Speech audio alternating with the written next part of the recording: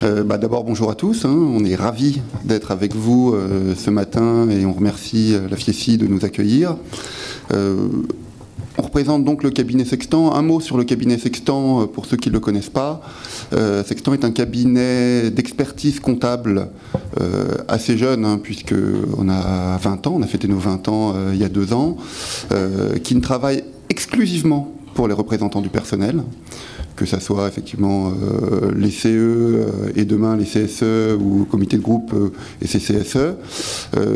Et on a 2 spécificités sur le marché. Alors la première, on est comme tous les concurrents spécialisés par secteur d'activité, moi étant même rattaché à tout ce qui est équipe informatique, conseil et bureau d'études, entre autres. Mais notre spécificité, c'est d'avoir un pôle d'expertise RH assez large, puisqu'il représente plus d'un tiers de nos effectifs qui travaillent exclusivement sur les problématiques sociales, que ce soit formation, que ce soit rémunération, que ce soit dynamique d'emploi et autres. Voilà, donc Pierre David est un illustre représentant à mes côtés aujourd'hui. Et notre autre spécificité, c'est qu'on essaye d'être au-delà de l'expertise dans le conseil et dans l'accompagnement, dans un type de rendu où on va préconiser des choses, essayer d'être en avance et d'être moteur sur les contextes de négociation, notamment tout ce qui tourne autour du CSE aujourd'hui. Voilà, c'est un petit peu pour ça qu'on estime être légitime de venir se présenter devant vous pour venir échanger aujourd'hui autour de ce qui est le CSE. Alors, le CSE, parlons-en justement. Peut-être un mot à avoir en tête. Aujourd'hui, on va essayer de discuter de ce qu'on doit négocier autour du CSE. Notre formation ou présentation n'a évidemment pas vocation à venir se substituer avec tous les échanges que vous pourriez avoir avec votre syndicat. On est là pour vous donner une présentation la plus exhaustive possible des points qu'il faut aborder dans les négociations. Évidemment, après, la manière de les aborder, la manière de mener les négociations, on peut être à vos côtés, mais aussi et surtout votre syndicat. Alors, comment va se dérouler notre présentation ce matin ? En 4 parties. Une première qui sera plutôt un préambule, peut-être même un rappel pour certains de ce qui a pu être dit dans les différentes interventions autour des ordonnances Macron qu'on a dit, mais c'est dans quel contexte aujourd'hui et demain, vous allez négocier. Les conditions de validité d'accord, la nouvelle architecture du Code du travail et surtout, comment articuler les différentes négociations que vous allez être amené à mener. Avec 3 finalement grands thèmes de négociation qu'on va articuler dans les 3 parties suivantes. La première étant une partie sur tout ce qui est périmètre des instances et les moyens qui leur sont attribués, où on va aborder tout ce qui est comment définir les bons périmètres pour les CSE. On va aborder les questions des moyens, on va aborder les questions des représentants de proximité, qui est le point névralgique finalement des négociations qui vont être amenées à mener. Tous ces points-là sont importants et doivent être adressés. Une deuxième partie, on va revenir sur tout ce qui est le fonctionnement de l'instance pour avoir un dialogue social de qualité, où là on va aborder les points qui seront de l'ordre de qui est présent aux réunions, la place des suppléants, comment on peut faire en sorte de faire monter ces suppléants en compétences. On va mener aussi tout ce qui est information-consultation, B2S, tout ce qui doit permettre à un CSE de fonctionner dans les meilleures conditions possibles. Et dans la 3e partie, on reviendra sur ce qui est le protocole d'accord préélectoral, avec les conditions des listes, les questions d'équité des listes et tous ces sujets-là. Voilà, donc comme le disait Carole, nous ce qu'on vous propose, c'est qu'on déroule sur cette trame-là, vous gardez vos questions, et après chacune de ces parties, on fera une pause et on vous laissera la parole pour poser vos questions en essayant de respecter le timing qui nous est indiqué, à savoir essayer de finir vers 13h, c'est ça ? Voilà. Ça vous convient ? Alors, de toute façon, vous n'avez pas le choix. On y va pour le préambule. Première chose qu'il faut avoir en tête, mais ça je pense que vous êtes largement informés là-dessus, c'est qu'il faut que dans vos entités, vous ayez mis en place les CSE au plus tard le 1er janvier 2020. Alors là, j'ai envie de dire 3 cas de figure. Le premier cas de figure, c'est que vous avez des mandats qui arrivent à échéance en 2018 ou qui sont peut-être déjà arrivés à échéance. Je pense que la question s'est déjà posée, mais vous aviez la possibilité, vous avez encore la possibilité de proroger ou de réduire, pour certains ça peut être fait, le mandat d'1 an. Évidemment, ça peut faire l'objet d'une négociation, mais s'il n'y a pas d'accord, c'est une décision unilatérale de l'employeur. Donc il peut imposer un report par rapport à la date qui était prévue initialement. Voilà. Et suite à la mise en place, évidemment, il y aura une IRP unique. Quand le mandat arrive à échéance en 2019, ce qui est le cas d'une grande majorité aujourd'hui des mandats, il y a la possibilité de réduire les mandats d'1 an au maximum. Donc si jamais vous aviez un mandat qui arrive à échéance en septembre 2019, il y a la possibilité de les ramener en septembre 2018. Il n'y a pas de possibilité de report. Donc on se retrouve dans une situation où une entreprise qui avait un mandat qui arrivait à échéance en décembre 2018 pouvait le reporter jusqu'en décembre 2019, mais une entreprise qui avait un mandat en janvier 2019 ne pouvait pas le repousser. Donc il faut l'avoir en tête. De la même manière, c'est des choses qui se négocient, mais s'il n'y a pas d'accord, c'est une décision unilatérale de l'employeur pour la mise en place d'une IRP unique.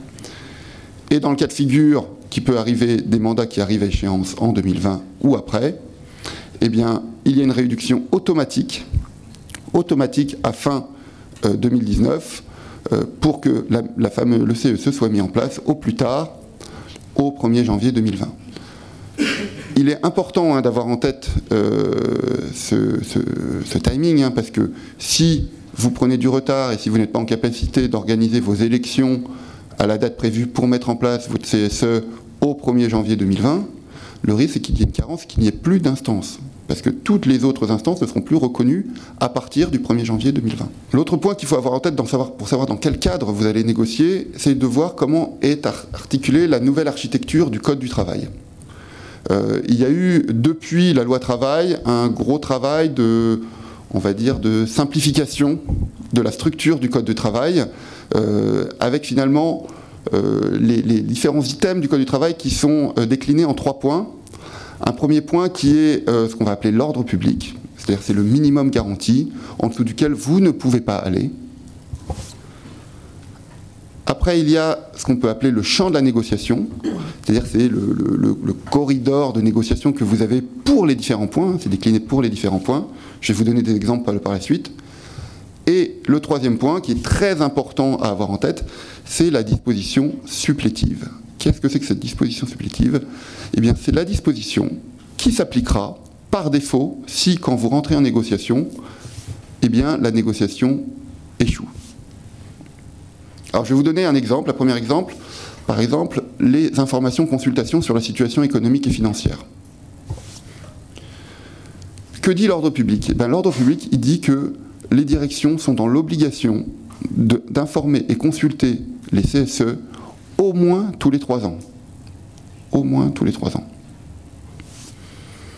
Qu'est-ce que vous pouvez négocier, vous? Eh bien, vous pouvez négocier tous les points de la périodicité entre 1 an et 3 ans.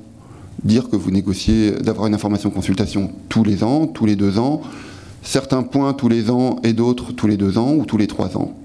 Donc vous pouvez amener à négocier ça. Certains points peuvent ne pas être nécessairement l'objet d'une information consultation annuelle, d'autres ça a du sens, mais vous avez cette marge de manœuvre. Et si vous ne vous mettez pas d'accord avec votre direction, que dit la disposition supplétive? Eh bien, c'est que la consultation, elle est tous les ans. Donc là, on est dans un cas de figure où la disposition supplétive finalement rejoint ce qui se passe aujourd'hui. Ce n'est pas forcément le cas pour tous, mais qu'est-ce que ça veut dire? Ça veut dire que quand vous allez être amené à négocier, il est essentiel que vous ayez en tête, item par item, quelle est la disposition supplétive. Que vous n'alliez pas négocier en dessous de la négociation supplétive, ou si vous négociez en dessous de la négociation supplétive, que ça soit en échange de contrepartie. Un deuxième exemple pour éclairer sur le paiement des heures supplémentaires. C'est le premier item qui avait été déterminé dans le cadre de la loi travail. L'ordre public disait que quand on fait des heures supplémentaires, il doit y avoir une majoration ou un repos compensateur. La négociation dit qu'il faut négocier avec un taux d'au moins 10% de majoration. Et que dit la disposition supplétive? C'est que s'il n'y a pas d'accord, eh bien, les 8 premières heures sont majorées à 25%, puis majorées à 50%. Donc là, ce sont des exemples, mais ayez en tête qu'aujourd'hui, l'architecture du Code du travail, c'est comme ça. Item par item, on doit vous indiquer l'ordre public, le champ de négociation et la disposition supplétive. Et toujours avoir en tête, finalement, quand vous négociez, qu'est-ce qui s'appliquera si vous n'arrivez pas à négocier en termes de disposition supplétive ou en termes d'accord de branche. Quel est finalement le niveau qui va s'imposer à vous en cas d'échec de la négociation.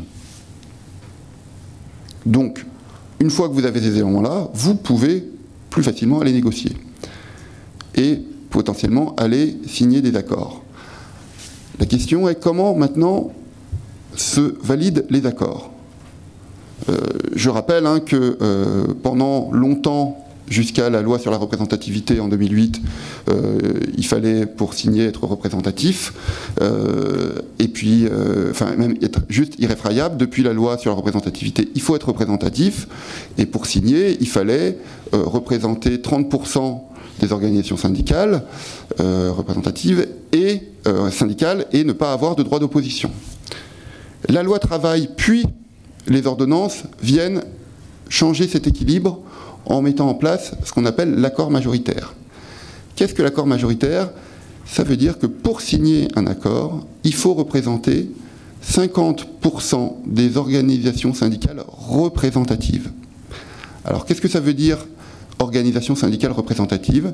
Ça veut dire qu'on regarde uniquement la représentation sur les organisations syndicales qui ont fait plus de 10% des voix aux élections professionnelles.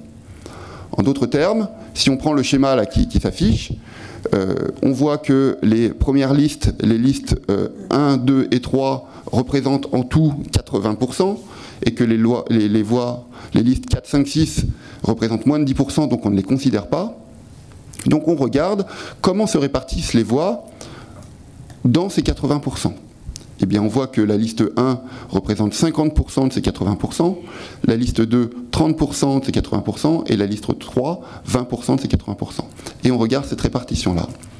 Pour vous donner un autre exemple qui peut, un petit peu par l'absurde, on pourrait très bien être dans une situation où on a 10 listes, on a 9 listes qui font 9%, et une liste qui fait 18%, donc on est bien au 100%, eh bien la liste qui fait 18%, elle fait 100% des organisations syndicales représentatives, parce que c'est la seule représentative. Donc on ne considère plus dans le calcul les listes qui font moins de 10%. Et cet équilibre est extrêmement important parce que ça change totalement, finalement, l'équilibre des forces et les conditions de validité d'accord. Donc avant le droit commun, depuis le 18 mai 2018, tous les accords se signent par accord majoritaire, où il faut représenter plus de 50% des organisations syndicales représentatives. Et à partir du moment où vous représentez plus de 50% de ces votes, il n'y a plus de fait de droit d'opposition. Voilà. Donc c'est extrêmement important d'avoir une visibilité au sortir des élections de ce que vous représentez, du poids que vous pesez, et du coup ça permet de limiter les risques en cas de désaccord.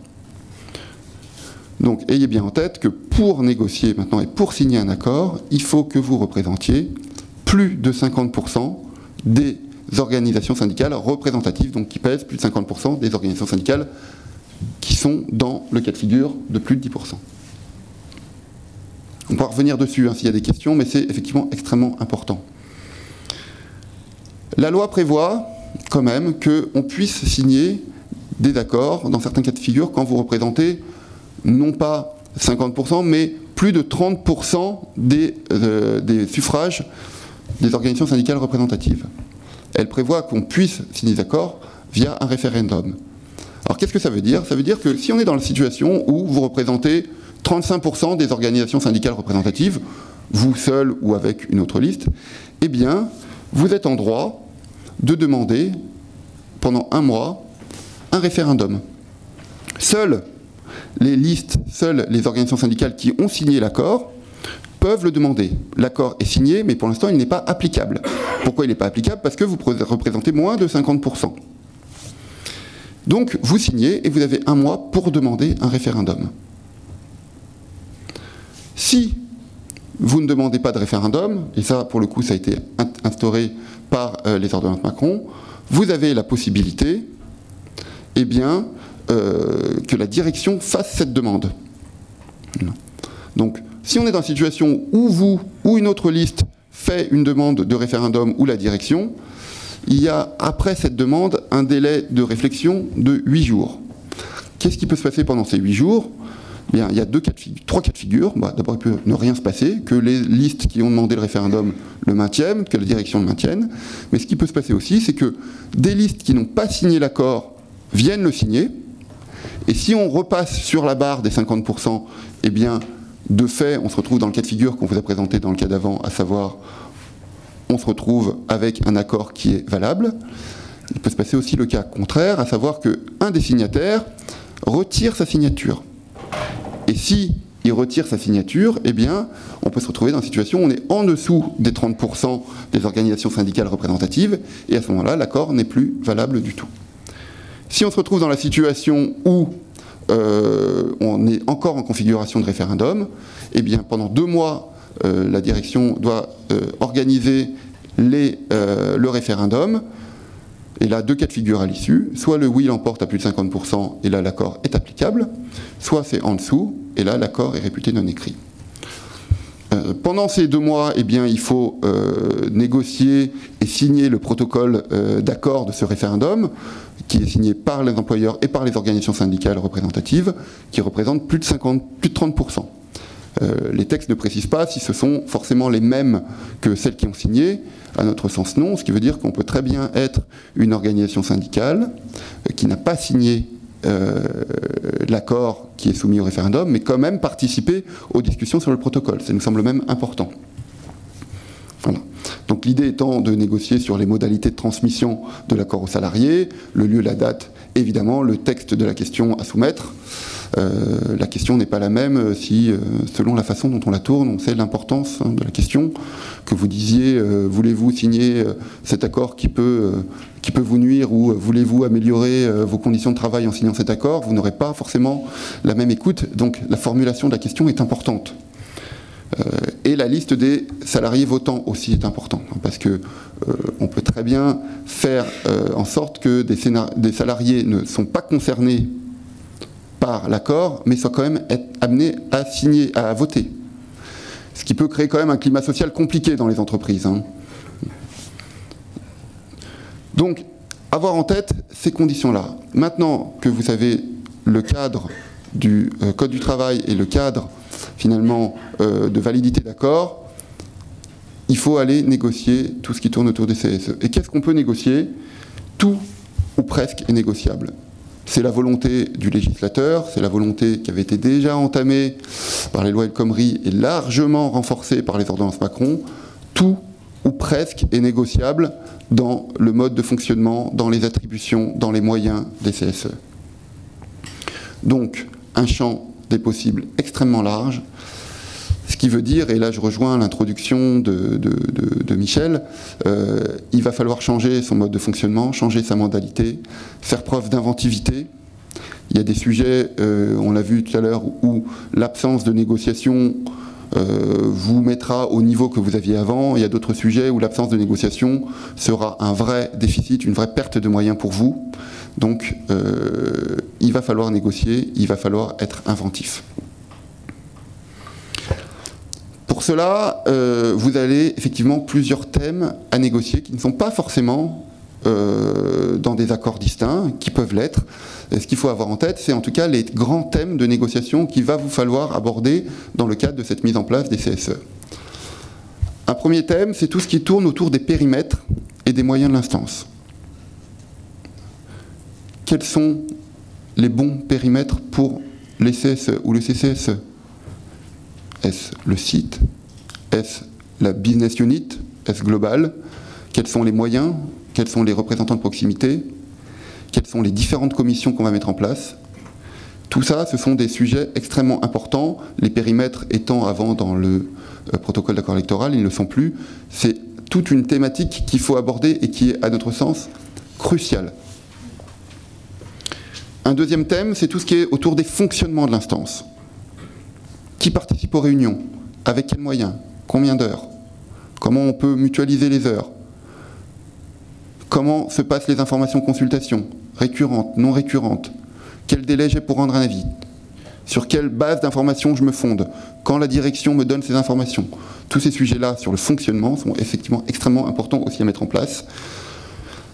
Ça peut faire l'objet d'un accord commun, hein, qu'on peut appeler un accord de fonctionnement du CSE, d'autres l'appellent les accords de méthode. C'est important en tout cas que tous ces points soient abordés. Et la troisième thématique, que vous maîtrisez probablement, qui est de façon plus récurrente, c'est tout ce qui est protocole d'accord préélectoral, qui fera l'objet de la troisième partie, sur laquelle Pierre David s'étendra. Ce qu'il faut quand même avoir en tête, c'est que vous le fassiez en 3 négociations, en 2 négociations, en 5 négociations, il n'y a pas de limite, hein. Vous pouvez très bien isoler au cours d'une négociation les périmètres, puis dans une autre, les représentants de proximité. Ce qu'il faut, c'est que ces thèmes ils soient non seulement traités, mais articulés. Vous vous rendez bien compte que la nécessité d'avoir des représentants de proximité ne sera pas la même si vous avez un CSE ou 10 CSE, selon le périmètre où vous allez mettre en place vos instances. C'est pour ça que quand vous négociez sur un point, il faut que vous ayez en écho ce qui va se passer pour les autres. Si vous mettez en place, effectivement, pour une boîte de 10 000 personnes, aujourd'hui, il y a des entités de 10 000 personnes qui ont un CE et qui demain pourront avoir un CSE. Pourtant, leur représentation locale est assurée par le fait qu'il y ait des délégués du personnel.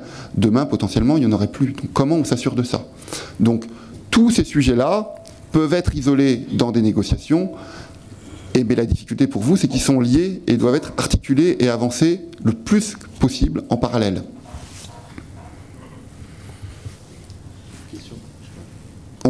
Je finis juste ce transparent-là, et du coup, après, je vous laisserai la parole. Ce qu'il faut avoir en tête, c'est que, si on reprend le slide précédent, entre les sujets qui sont dans les thématiques 1 et 2 et les sujets qui sont dans la problématique 3, les cadres de négociation ne sont pas les mêmes. Pourquoi ils ne sont pas les mêmes? Parce que tout ce qui est accord de fonctionnement du CSE, qui va pouvoir les signer? Ce sont les organisations syndicales représentatives, les fameux 50% dont on vous parlait tout à l'heure. Par contre, en revanche, par rapport à ce que je vous disais tout à l'heure, il n'y a pas de possibilité de référendum pour ces accords de méthode ou ces accords de fonctionnement du CSE. Et s'il n'y a pas de CSE, s'il n'y a pas d'OSR, pardon, c'est le CSE qui peut être amené à signer. Voilà. Et ça se fait à la majorité en nombre des élus titulaires. En revanche, pour le protocole d'accord préélectoral, il est réservé aux OS. Les OS représentatifs dans l'entreprise ou dans l'établissement, là on rejoint les organisations syndicales représentatives, mais également participent au protocole d'accord préélectoral les organisations syndicales qui ont constitué une section syndicale dans l'entreprise ou dans l'établissement, même si elles ne sont pas représentatives. Donc vous voyez, ce ne sont pas les mêmes interlocuteurs forcément qui peuvent être amenés à négocier. L'autre point peut-être qu'il faut aussi avoir en tête, c'est que les accords de fonctionnement du CSE ne sont pas forcément limités à la mandature qui va être mise en place, là où le PAP concerne la mandature qui va être négociée. Il n'y a pas la même temporalité. Les périmètres et les moyens qui sont attribués. Alors pourquoi il faut absolument négocier des moyens pour la nouvelle instance? Tout d'abord parce que les élus aujourd'hui auront des prérogatives extrêmement importantes, hein, puisque, ça vous le savez, mais c'est toujours bon de le rappeler, ils reprennent toutes les prérogatives du CE et des DP, donc à la fois le CSE qui va couvrir l'ensemble des attributions qui étaient dévolues avant au comité d'entreprise, hein, donc je rappelle, assurer une expression collective des salariés permettant la prise en compte permanente de leur intérêt dans les décisions relatives à la gestion et à l'évolution économique et financière de l'entreprise, à l'organisation du travail, à la formation professionnelle et aux techniques de production. En plus de toutes ces prérogatives liées au CSE, il y a aussi toutes les prérogatives liées aux représentants, aux délégués du personnel. D'où la nécessité, mais vraiment la nécessité d'avoir des périmètres d'instances cohérents et des représentants de proximité avec des moyens au risque de voir totalement disparaître les relations de proximité. C'est, à notre sens, vraiment le talon d'Achille de ces ordonnances qui entraînent un vrai risque sur ces sujets-là. On reviendra dessus sur les exemples, mais c'est important. Au-delà des prérogatives des CEDP, et ça vous le savez, ils reprennent aussi les prérogatives du CHSCT, avec la possibilité d'analyser les risques professionnels, le fait de pouvoir procéder à des inspections en matière de santé et sécurité, de représenter les observations pour accompagner l'inspection du travail s'ils le souhaitent. Donc, il y a des moyens, il faut absolument des moyens conséquents pour couvrir l'ensemble des prérogatives qui doivent être traitées par les membres du CSE. Le premier facteur et le premier levier pour offrir des moyens, ça va être la définition des périmètres. Alors, qu'est-ce qu'on peut dire? On peut dire que la mise en place du CSE dans les entreprises multi-établissements invite à une négociation différente de celle du CSE sur les périmètres des établissements distincts. Avant, ces périmètres étaient intégrés dans le PAP. Le législateur a bien précisé qu'il voulait que ce soit une négociation distincte. Donc il s'agit d'un accord majoritaire, sans possibilité de référendum, comme je vous l'ai dit tout à l'heure. Et ce qu'on disait en répondant aux questions, c'est que ce qui s'appliquera par défaut, c'est la notion d'établissement distinct. Qu'est-ce que précise la loi? Il dit que l'employeur fixe le nombre et le périmètre des établissements distincts compte tenu de l'autonomie de gestion du responsable de l'établissement, en matière de gestion du personnel notamment. Ça veut dire quoi? Ça veut dire que vous pouvez vous retrouver avec des BU qui sont des établissements distincts ou non. Donc en gros, un établissement égale un chef d'établissement. C'est lui qui décide. Donc l'enjeu, il est de déterminer la future cartographie des relations sociales. Quels seront le nombre d'instances, le nombre d'établissements, le nombre de CCSE et le rôle des représentants de proximité sur lesquels on reviendra. On va prendre un exemple qui pourra peut-être permettre d'illustrer. Nous avons aujourd'hui, prenons le cas d'un CCE, de 10 000 salariés, de 10 BU sur 11 sites géographiques. Donc nous avons les 10 BU. Voilà. Ces 10 BU sont regroupés en 4 établissements par rapport à l'autonomie de gestion des responsables, plus ou moins regroupés, et qui sont sur différents sites, mais qui ne sont pas les sites qui ne sont pas corrélés au BU. Ce serait trop facile. Donc on a bien des sites qui sont multi-BU, voire multi-établissements, des BU qui sont multi-sites, etc., etc. Voilà. Quels sont vos périmètres demain? Hier, dans la situation d'aujourd'hui, il y avait un CE, un comité d'établissement pour les établissements, mais il y avait des délégués de personnel sur les différents sites et qui représentaient les intérêts des sites et des BU. Demain, combien de CSE? Quel périmètre de ces CSE? Combien de commissions santé, sécurité, conditions de travail? Selon les BU, selon les agences? Quelle représentation de proximité? À qui on donne des représentants de proximité? Là, on est dans un cas où vous voyez bien que si jamais vous faites les CSE sur le périmètre des établissements, eh bien vous avez une possibilité forte qu'il y ait des sites qui ne soient même pas représentés. Comment on s'en assure? Avec quelles prérogatives?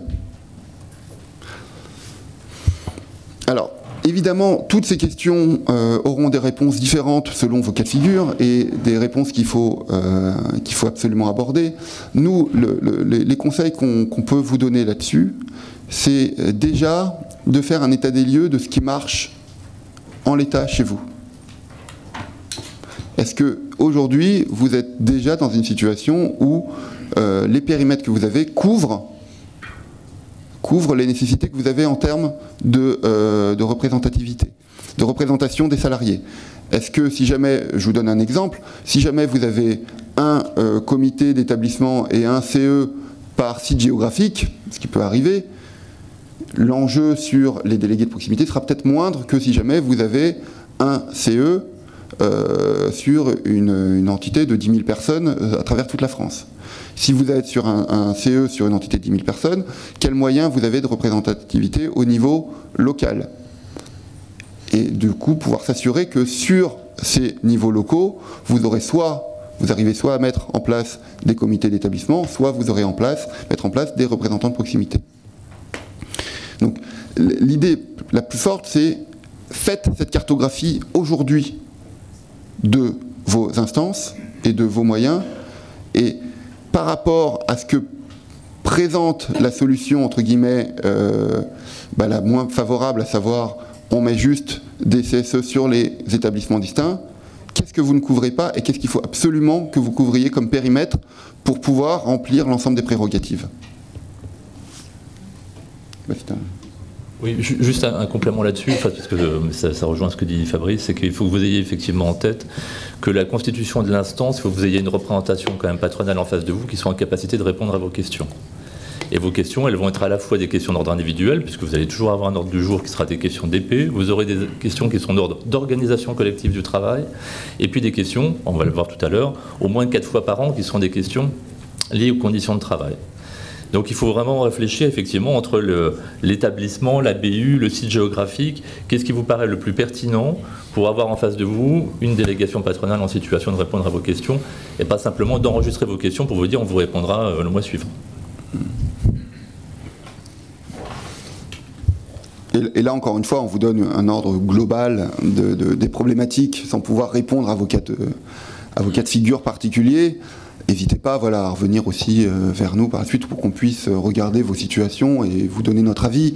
On ne peut pas le faire pour toute la salle aujourd'hui, évidemment, mais voilà, n'hésitez pas aussi à vous appuyer sur nous pour ces cas de figure-là, parce que l'enjeu, il est quand même de taille. Donc, vous êtes en capacité de négocier ces périmètres-là. Qu'est-ce qui se passe si vous n'arrivez pas à un accord? Eh bien, bon, c'est ce que disait tout à l'heure Pierre David. S'il y a un échec de la négociation, eh bien, décision unilatérale de l'employeur qui va globalement se fonder sur l'autonomie de gestion des établissements. Vous avez la possibilité, comme le disait Pierre David, dans un délai de 15 jours à compter de la date de laquelle vous avez été informé de la décision, de saisir la directe, voilà, qui, elle, a 2 mois à compter de l'information pour se prononcer. Soit elle se prononce, soit elle ne se prononce pas, et si elle ne se prononce pas, ça équivaut à une décision implicite de rejet. Si vous êtes dans cette situation-là, eh bien vous avez un délai de 15 jours pour saisir le tribunal d'instance. Vous voyez, ce que disait Pierre David tout à l'heure, c'est que les délais s'accumulent, hein, donc on peut facilement prendre beaucoup de retard dans la mise en place des instances, puisque il y a 10 jours à partir de la saisine du tribunal pour que le tribunal d'instance donne sa réponse. Voilà. Donc il a 10 jours après avoir donné sa décision pour notifier sa décision, et une fois qu'il a notifié sa décision, vous pouvez encore aller au 3e niveau de justice, qui est la Cour de cassation. Vous pouvez vous pourvoyer, et là, à ce moment-là, il faudra attendre la décision de cassation qui va venir ou valider ou casser la décision. C'est ce que je disais tout à l'heure, en fait, la Cour de cassation, évidemment, n'a pas de délai. Donc ça peut être long. Et comme on l'indique ici, la simple saisine de la directe entraîne la suspension du processus électoral. Donc ça va jusqu'à la Cour de cassation. Donc voilà, je pense que l'employeur a peut-être aussi son intérêt à trouver quand même une entente et une négociation avec vous. J'ai une question pour vous deux. Est-ce qu'il est possible de précisément dire ce que c'est que l'établissement autonome? Tantôt il y a l'établissement distinct, l'appellation a changé. Est-ce que le contenu a varié? Comment fait-on, nous, de notre côté, pour dire nous devons considérer pour telle et telle raison que l'établissement est autonome? Première question. Deuxième question, quand on regarde ce calendrier qui n'en est pas un, est-ce que ça signifie qu'au 1er janvier 2020, si l'instance et si l'organisation n'a pas été mise en œuvre, qu'est-ce qui existe? Parce que par ailleurs, si j'ai bien compris, tout disparaît. Alors qu'est-ce qui existe? Est-ce qu'il y a un vide juridique? Alors je peux répondre à la deuxième question, c'est très rapide, oui. ça fait partie effectivement des questions qui sont encore posées. C'est effectivement lorsqu'on va, on est dans le cas d'une situation où les négociations sur les périmètres distincts se font, on va dire, fin 2019, et qu'effectivement il n'y a pas accord, et que tout le processus de saisine des autorités judiciaires se fait, et qu'on dépasse le 1er janvier 2020, qu'est-ce qui se passe? Pour l'instant, on n'a pas de réponse. On ne sait pas. Puisqu'effectivement, de facto, les accords CE, DP, CHSCT existants tombent. On peut se retrouver en situation de carence d'instance. Pour l'instant, c'est le sentiment que ça me donne. On peut désigner un administrateur? Un administrateur pour... Pour le CE, pour la gestion des biens du CE. Ah, oui, ça, je pense que c'est possible, oui. Pour la gestion des biens du CE, oui. Alors, on a dit qu'on essayait de poser les questions à la fin de chaque partie. Alors, évidemment, quand c'est Michel Delaforce, on est obligé de répondre, mais vous nous excuserez d'essayer de revenir.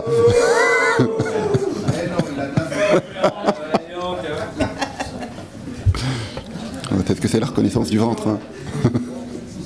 Donc, ce que je vous propose, c'est que je vais quand même répondre à la question de Michel Delaforce. Et il y a des passes droits. Il y a des passes droits, je suis désolé. Et je gardez toutes vos questions, parce qu'on déroule, il y a un ordre, et comme ça, après, on pourra vraiment prendre le temps qu'il faut pour répondre à vos questions, on vous le promet. Bon, en plus, la réponse que je vais apporter, je ne suis pas sûr qu'elle soit forcément satisfaisante sur l'autonomie de gestion. C'est très compliqué, effectivement, à définir l'autonomie de gestion. Je pense qu'on est plus sur des faisceaux d'indices qui font que, vous savez que si jamais vous êtes sur une entité qui a ses propres comptes ou son propre PNL, on est déjà dans une certaine autonomie de gestion. Si vous avez un site qui a ses propres équipes RH, une certaine autonomie dans la manière de recruter et autres, ils ont une autonomie de gestion. Il va y avoir plutôt des indices ou des indications qui doivent permettre de le matérialiser. C'est un peu le même cas de figure, vous savez, quand il y a des transferts d'activités autonomes, où c'est toujours la guerre pour savoir, mais est-ce que cette activité est autonome vraiment? Eh bien, on est un petit peu dans ces décisions-là et dans ces discussions-là. Donc, si jamais vous avez un doute, évidemment, vous avez votre connaissance, n'hésitez pas aussi à vous retourner vers vos experts ou vers votre expert pour qu'il puisse vous aider à vous donner une opinion sur oui ou non, il y a une autonomie de gestion, parce que, eh bien, de la même manière qu'elle n'est pas si binaire que ça, cette autonomie de gestion, pour vous, pour la direction, elle ne le sera pas non plus pour les juges. Donc, ce sera important que vous puissiez démontrer de manière les plus efficaces possible si oui ou non, l'établissement ou le périmètre que vous voulez définir est bien en autonomie de gestion. Mais la loi a quand même bien précisé qu'il y avait une autonomie de gestion, notamment RH. C'est important. C'est-à-dire qu'on peut très bien, dans un périmètre juridique large, être qu'une filiale d'une même entité juridique, et pourtant être un site qui a une autonomie de gestion RH totale. À ce moment-là, est-ce qu'on ne pourra pas défendre quand même une certaine autonomie de gestion dans la mesure où les textes de loi ont bien précisé, notamment RH?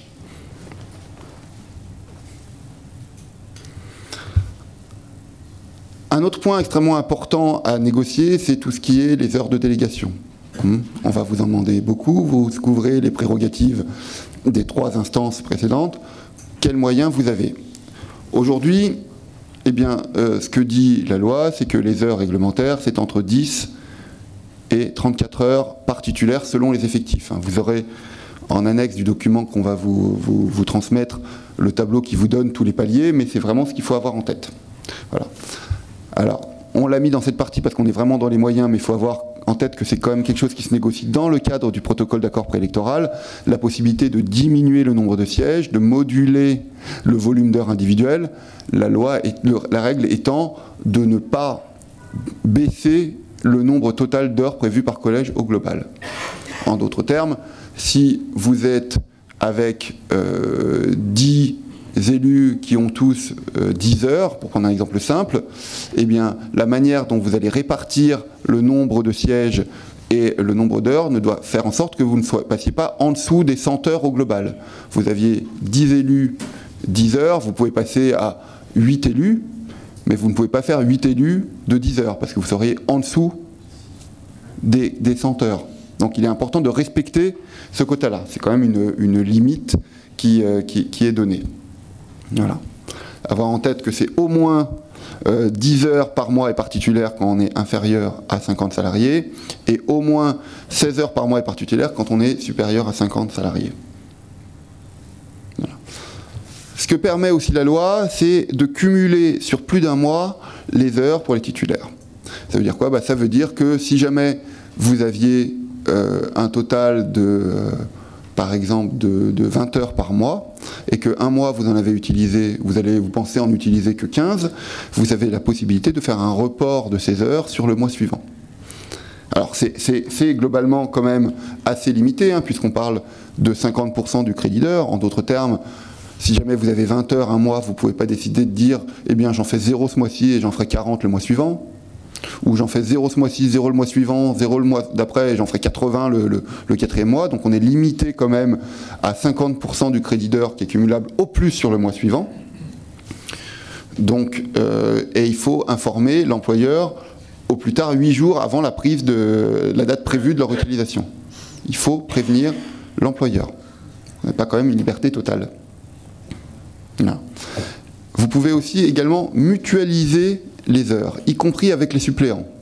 Ce qui peut être pour le coup intéressant, c'est-à-dire que vous avez des suppléants qui ont un domaine technique particulier qui font l'objet d'une négociation, eh bien vous avez la possibilité de leur accorder du temps pour pouvoir justement monter sur cette négociation. Alors là encore aussi, c'est plafonné à 150% du crédit d'heure réglementaire utilisé, du titulaire. En d'autres sens, pour prendre un exemple, si jamais vous avez un crédit de 22 heures par mois, vous pouvez mutualiser jusqu'à 33 heures. Vous ne pouvez pas mettre 150 heures sur une personne. Vous pouvez, vous, le limiter, cette mutualisation, à 150% de son crédit réglementaire.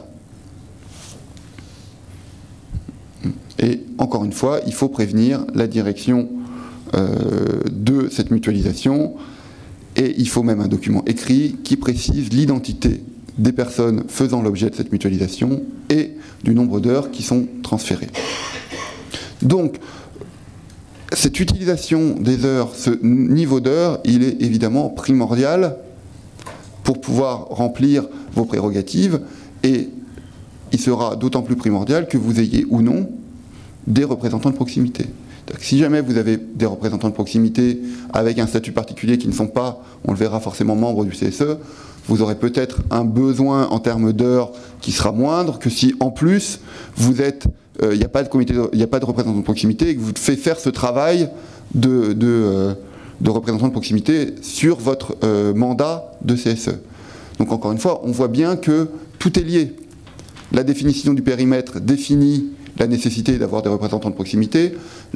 L'existence de représentants de proximité définit aussi le nombre d'heures qu'il vous faut pour répondre à l'ensemble des prérogatives qu'on vous demande. Tous ces sujets-là sont liés. Donc les représentants de proximité, venons-en, parce que c'est probablement le point le plus délicat. Pourquoi c'est un point délicat? C'est parce que finalement, que dit la loi? La loi, elle dit qu'on peut mettre en place des représentants de proximité. Voilà. Tout à l'heure, on vous parlait de dispositions supplétives, c'est-à-dire qu'est-ce qui s'applique s'il n'y a pas d'accord? Eh bien là, rien. On ne sécurise pas du tout le fait qu'il y ait ou non des représentants de proximité. C'est-à-dire que s'il n'y a pas de représentants de proximité, ce sont les élus du CSE qui couvrent ces prérogatives. C'est tout. Voilà. Donc là, encore une fois, ça peut être mis en place dans le cadre des négociations distinctes. Sur quoi on peut négocier? Eh bien, on peut négocier sur les modalités de désignation. Voilà. Comment ils sont nommés. Par défaut, ils sont désignés par le CSE, il faut l'avoir en tête. Leur nombre, combien ils sont. Leurs attributions, leurs prérogatives. C'est-à-dire, qu'est-ce qu'ils couvrent comme problématique. Est-ce qu'ils couvrent notamment tout ce qui est en matière de santé, sécurité, conditions de travail? Je vous rappelle qu'il n'y a plus de CHSCT en tant que tel et des commissions de on y reviendra sur les commissions santé, sécurité, conditions de travail, c'est pas automatique. Quelles sont leurs modalités de fonctionnement? Quels sont notamment leurs moyens, leur nombre d'heures? Comment ils sont remplacés?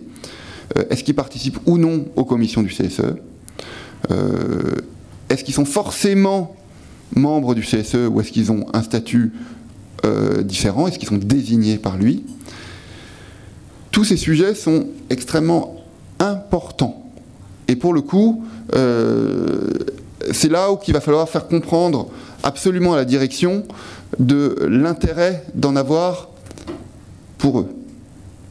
Je redonne l'exemple que je disais tout à l'heure, c'est-à-dire que il y a un vrai potentiel de nuisance pour la direction d'avoir des ordres du jour qui font 10 pages et qui sont sur 4 jours parce qu'il n'y a pas d'instance en niveau local qui aura permis d'épurer les points qui doivent être gérés au niveau local. Alors, vous trouvez toujours des directions qui ne verront pas de souci à faire 3 jours de CSE mensuel pour parler de ces points-là, mais il faudra bien qu'ils soient traités d'une manière ou d'une autre, quoi.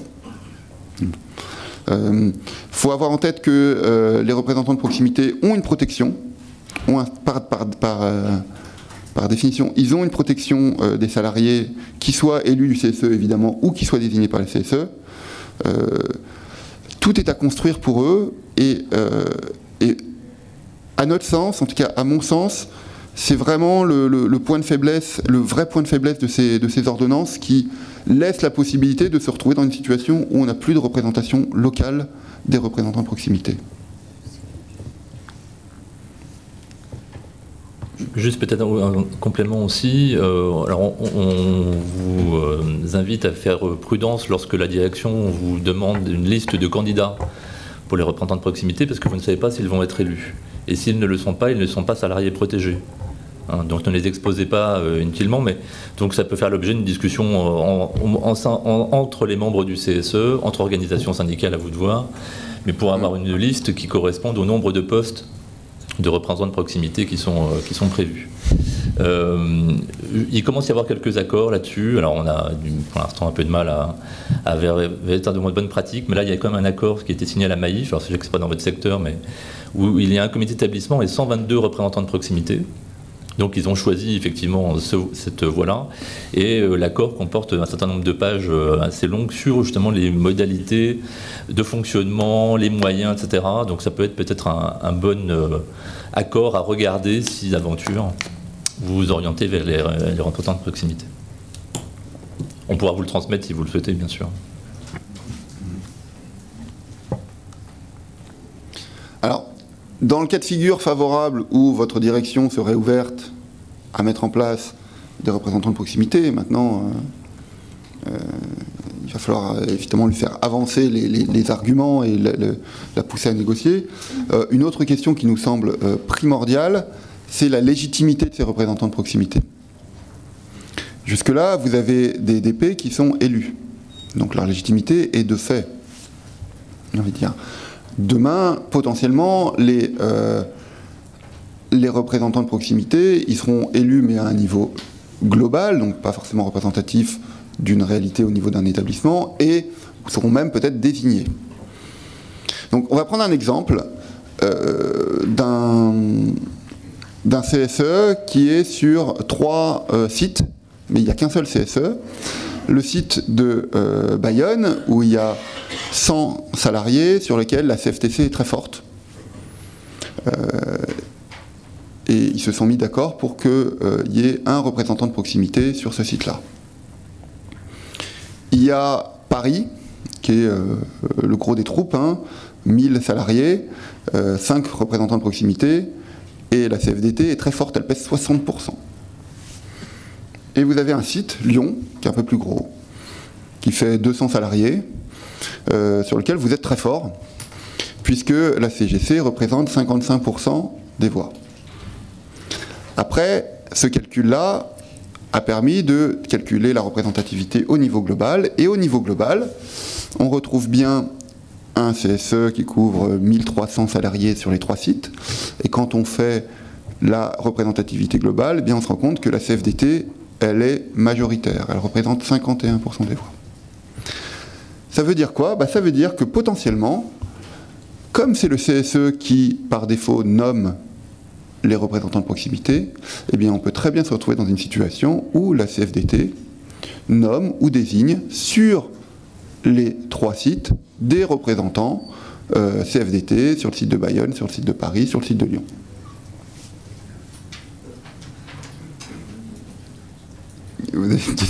Comment vous faites pour évoquer les pourcentages par syndicat sur chaque site? Il n'y a qu'une seule élection nationale. Bah, après rien n'empêche d'avoir des répartitions, d'avoir un mode. Ce que je dis là, c'est que rien n'empêche, on y reviendra, d'avoir un mode de calcul qui permette d'avoir la répartition d'un point de vue local. Après, il faut s'organiser, il faut l'outil, mais on peut très bien s'organiser pour... C'est-à-dire que dans le protocole d'accord préélectoral, il va être prévu qu'il y ait un dépouillement local avant de consolider au niveau du premier tour du CSE. Par exemple. Après, encore une fois, tout est négociable. C'est ce qu'il faut avoir en tête. On peut très bien le prévoir. Mais il y a des gens qui le font. Mais de la même manière que avant, vous aviez un dépouillement local pour avoir les DP. Je veux dire, vous aviez déjà un mode de calcul pour avoir ces représentations. Donc oui, il faut le prévoir parce que ce ne sera pas... après, je vous donne là un exemple théorique, hein, évidemment. Ce que je veux vous dire, c'est que on voit bien qu'on est dans un cas de figure où, si on ne réfléchit pas à comment on affirme la légitimité, d'une certaine manière, de ces représentants de proximité, ça pourrait poser des questions, et puis ça pourrait poser des problèmes de représentation locale de listes qui sont fortes et légitimes sur leur site, quoi. Non, mais dans votre cas, là, la CFDT, elle est majoritaire, elle ne va pas signer un PAP qui va à l'encontre de ce qu'elle peut avoir si elle signe rien. C'est pas dans le PAP. Ah, alors, plusieurs choses. D'abord, là, c'est un exemple théorique. Hein, c'est pour vous donner un exemple où du coup, on arriverait à une situation, on ne sera pas forcément dans un cas de figure aussi extrême. Peut-être qu'elle ne le saurait pas, qu'elle n'est pas forcée de savoir qu'elle va faire 51%, et elle peut se retrouver dans une situation où elle fait 49% et qu'il y a un accord entre la CFTC et la CGC pour qu'il n'y ait aucun représentant CFDT ailleurs.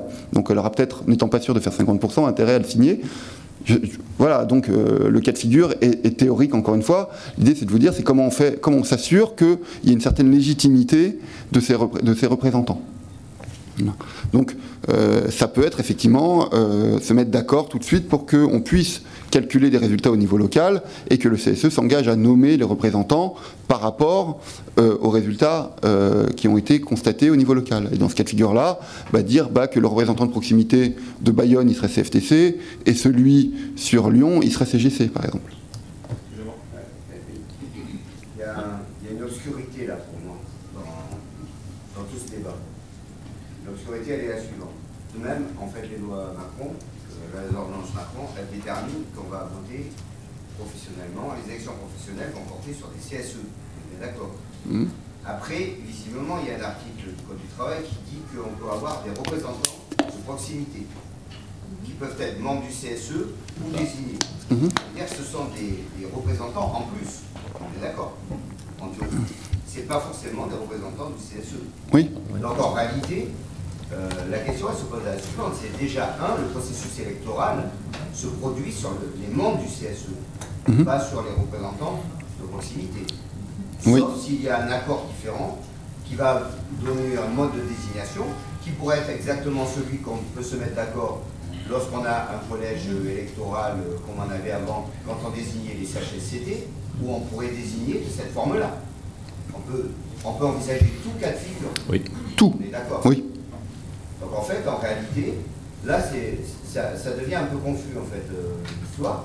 Parce qu'en fait, je préférerais qu'on parle d'abord du CSE et ensuite, en fait, de la notion de représentant de proximité, sachant que représentant de proximité, ça a l'air d'être une grande tambouille au niveau des poids des représentants des organisations syndicales. Non, ce qu'on voulait juste... Il y a un intérêt, quelque part, y a-t-il un intérêt aux représentants de proximité, ou n'y aurait-il pas plutôt un intérêt à négocier des accords de constitution des CSE, où on est plus de membres, par exemple en comptant tous les titulaires qu'on a, CE et DP dans les sociétés, faire en fait, on va dire, un péréquation en disant voilà, on aura tant de titulaires, tant de suppléants, c'est peut-être supérieur à la loi, mais on privilégie en s'engageant à une représentation, par exemple, nationale. Bon, je ne sais pas si on va répondre complètement à ta question, mais on vous invite évidemment d'abord à privilégier la constitution de CSE d'établissements et de CCE centraux, d'avoir une représentation de commission, puisque c'est le seul endroit où vous êtes sûr de rencontrer la direction. Le représentant de proximité, tout va être négocié effectivement dans le cadre d'un accord. Ce qu'on évoque juste là, c'est que effectivement, lorsqu'il est désigné par le CSE, c'est bien la majorité des élus titulaires du CSE qui vont choisir qui va y être. Et il peut y avoir une prime à l'organisation syndicale majoritaire, non pas forcément en audience, mais en tout cas en nombre d'élus titulaires présents au CSE. Ce qu'on peut voir dans un certain nombre d'accords, c'est notamment le cas de la Maïf sur la mise en place des représentants de proximité, c'est qu'ils n'ont pas choisi ça, ils ont prévu en tout cas que toutes les organisations syndicales aient une possibilité de nommer des représentants de proximité, alors par région, etc. Donc ils ont, par accord en tout cas, décidé de panacher syndicalement les représentants de proximité, de ne pas tenir compte de la majorité syndicale au sein du CSE. Oui, non, ça marche pas. Il faut que tu appuies sur le bouton tout le Là, temps. ça marche. Et en restant Appuie plus fort. Écoutez, c'est pas grave, ma voix va porter. Philippe, la question en fin de compte pour moi, elle est à prendre peut-être avec un autre axe. À savoir, soit on est là sur le texte, soit on est en train de se poser, de se projeter la question de savoir c'est quoi les prochaines élections après celle-là. Si on se pose la question ainsi, qu'est-ce qui se passe? S'il y a des représentants de proximité qui sont majoritairement désignés par une organisation syndicale, sur le terrain, après, en proximité, évidemment, cette organisation syndicale, elle va pouvoir organiser la campagne d'après. Et toute l'importance, elle est là. Elle est qu'il ne faut pas négocier maintenant pour aujourd'hui et après-demain, mais il faut négocier en pensant, non pas aux salariés, mais à l'organisation syndicale, comment elle pourra rendre service aux salariés. Voilà. Excusez-moi. Excusez-moi, je voudrais juste avoir une petite précision sur le cas de la Maïf. C'est-à-dire qu'ils ont défini 120 représentants de proximité, Oui. et ils ont accordé à chacune des OS un nombre, on va dire, similaire, sans présager du résultat qu'ils vont avoir dans les élections à venir. Exactement. D'accord. Oui, oui.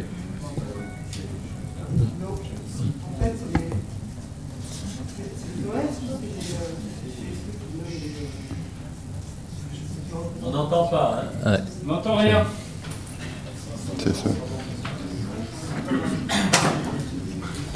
C'est le CSE qui nomme les représentants de proximité. Oui, c'est le CSE qui est le collège désignatif des représentants de proximité.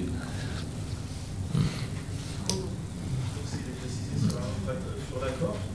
Pardon?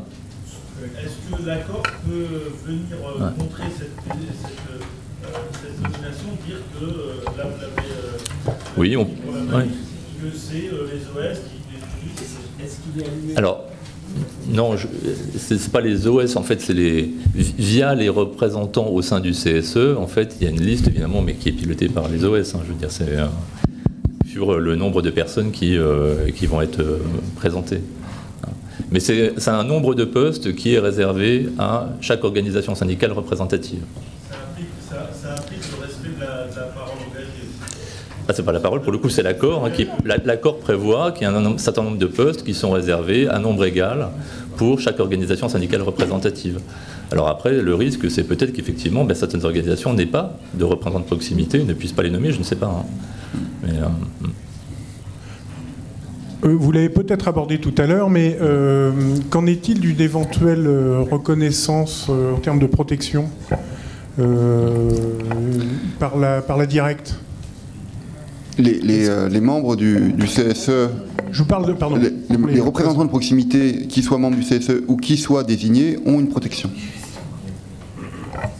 Voilà, ont un statut de salarié protégé. Voilà. Peut-être pour avancer, et ce qui me semble important, et rejoindre ce que tu disais, c'est que les différents sujets avancent ensemble. Évidemment, si jamais vous arrivez à négocier des périmètres qui couvrent que vous ayez des comités d'établissement sur les différents sites avec un niveau de proximité qui permet de couvrir l'ensemble des prérogatives, potentiellement, vous n'aurez pas besoin d'avoir ce représentant de proximité. Et j'ai envie de dire tant mieux. Peut-être que vous arriverez à négocier le fait que vous avez 3 fois plus d'élus membres du CSE ou avec 2 fois plus d'heures de délégation, et à ce moment-là, ils auront le temps et les moyens de faire ce travail, et que vous n'aurez pas non plus ce besoin d'avoir ces représentants de proximité. C'est un équilibre finalement entre les périmètres, entre les moyens en termes d'heures et de nombre d'élus et représentants de proximité qu'il faut trouver. Je veux dire, voilà, c'est un équilibre, c'est un triangle, et puis si on bouge l'un, eh bien il faut renforcer l'autre, c'est tout. Si vous êtes dans une situation où vous avez tout ce qu'il faut, très bien, mais si demain, par rapport à la situation actuelle, on vous dit, eh bien il n'y a plus 3 comités d'établissement, mais 2 ou 1, eh bien il va falloir jouer soit sur le levier des moyens avec plus d'heures sur les personnes concernées et plus de personnes, ou sur le levier d'avoir des représentants de proximité, et le but étant de ne pas perdre de prérogatives, voire si possible en gagner. Vous avez, voilà, c'est des leviers différents qu'il faut articuler selon les situations. Il n'y a pas une nécessité d'avoir des représentants de proximité. Mais ayez bien en tête que dans effectivement l'accord, si vous êtes sur la mise en place de représentants de proximité, il faut vraiment parler de leurs prérogatives. C'est pour ça que je vous disais, on a plutôt tendance à vous inviter à privilégier les comités d'établissement, parce qu'au moins, il y a des réunions régulières qui sont prévues avec la direction.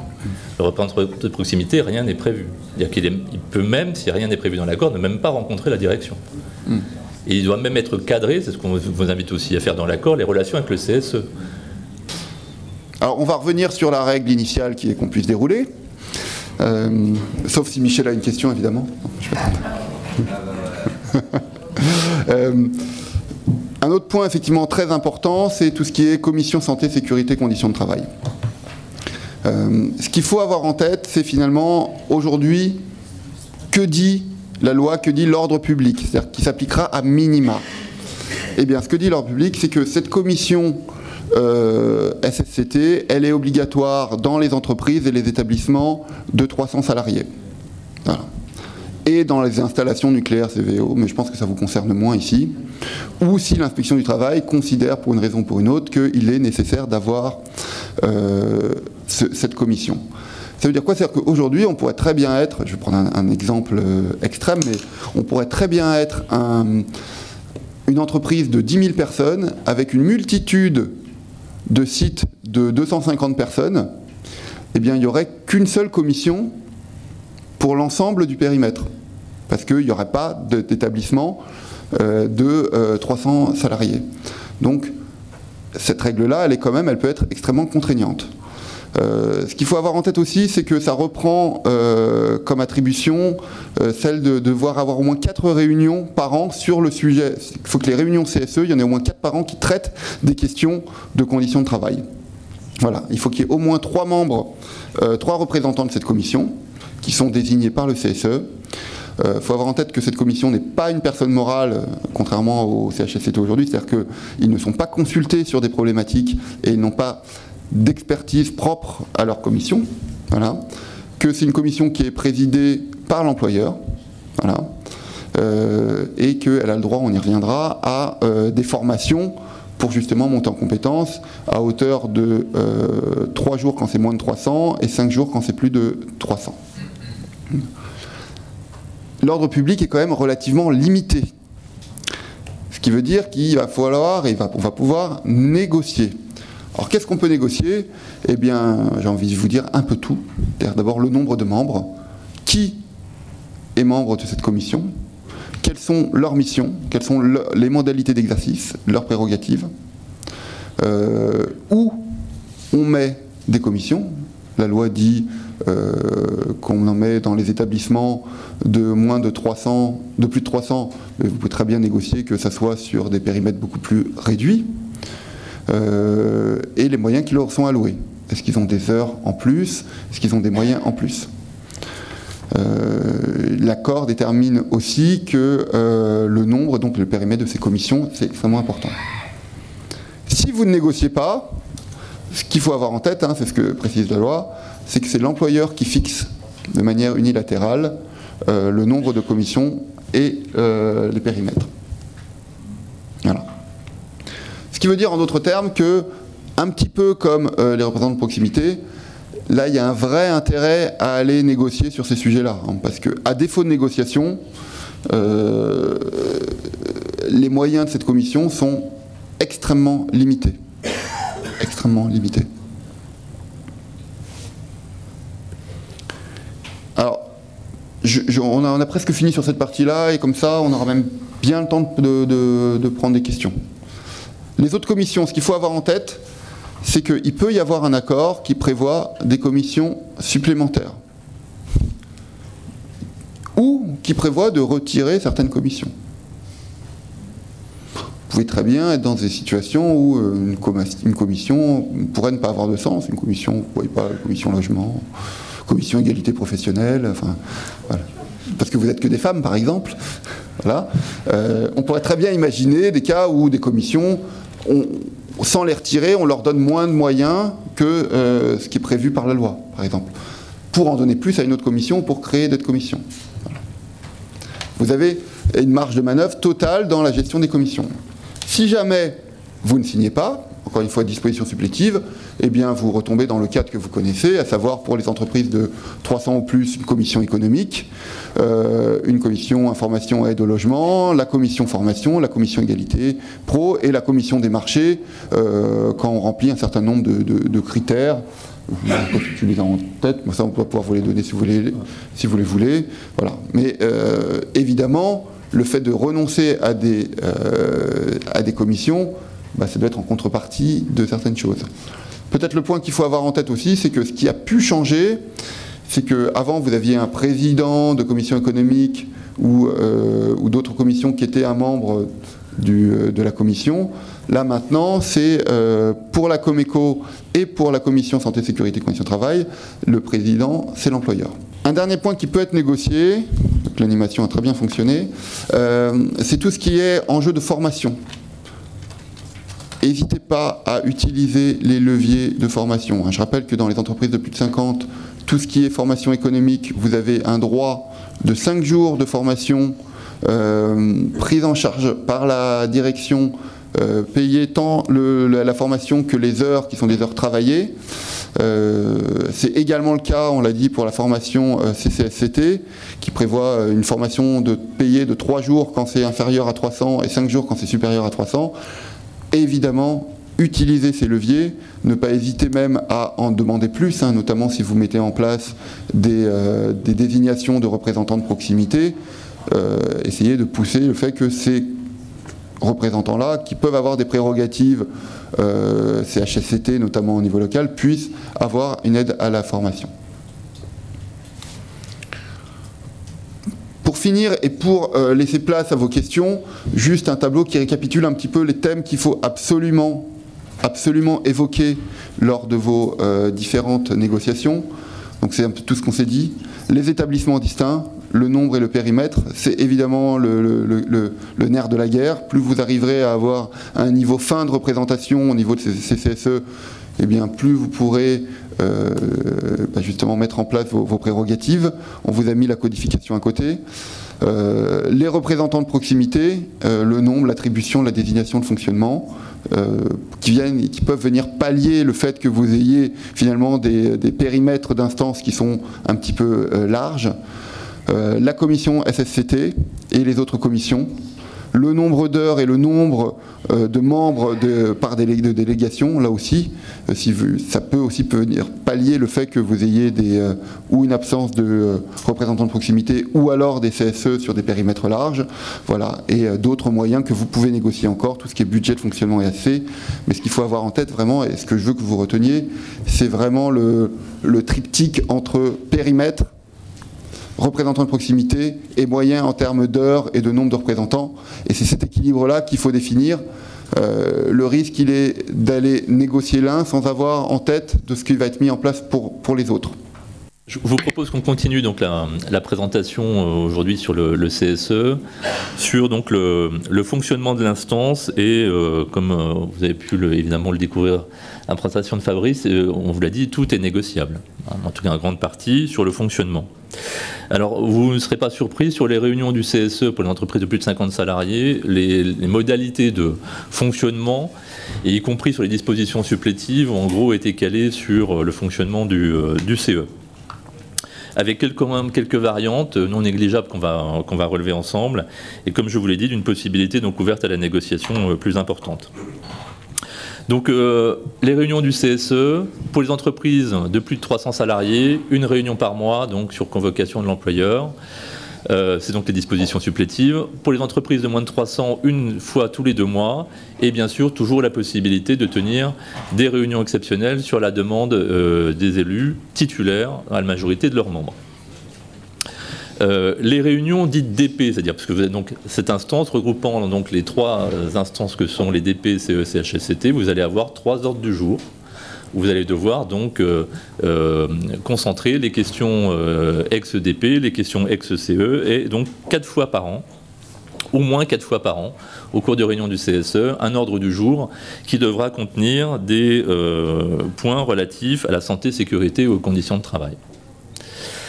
Le CSE, au même titre que pouvait le faire le CHSCT, peut se réunir à la suite de tout accident ayant entraîné ou ayant pu entraîner des conséquences graves. Et puis au même titre également que le CHSCT, le médecin du travail, l'inspection du travail peut venir à certaines des réunions. Et donc il faut que l'employeur informe annuellement l'inspection, le médecin du travail et les services de sécurité sociale du calendrier retenu. Alors si vous n'en avez pas, demandez maintenant à votre employeur un calendrier annuel de réunion du CSE.